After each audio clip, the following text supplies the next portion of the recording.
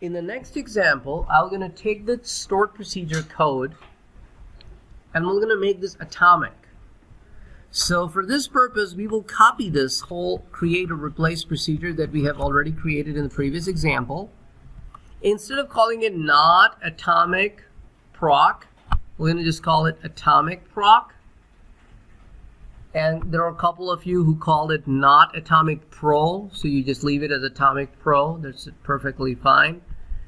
And now instead of saying P1 begin not atomic, we will say P1 begin atomic.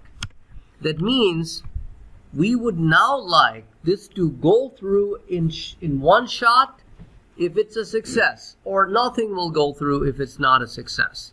So here we're going to say atomic before error, atomic after error.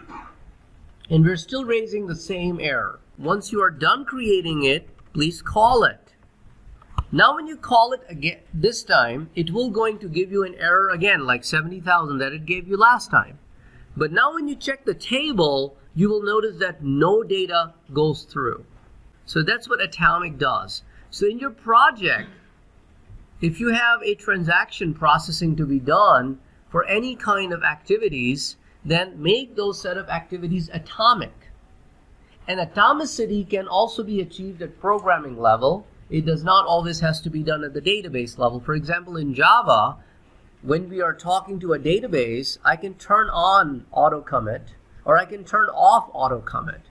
So we usually turn off auto commit in these kind of transactions. Why? Auto commit means as soon as the SQL runs, save the data or make the changes. So you turn the auto commit off. That's from the programming perspective. Then you call a transaction. After the transaction is through, then you turn it back on.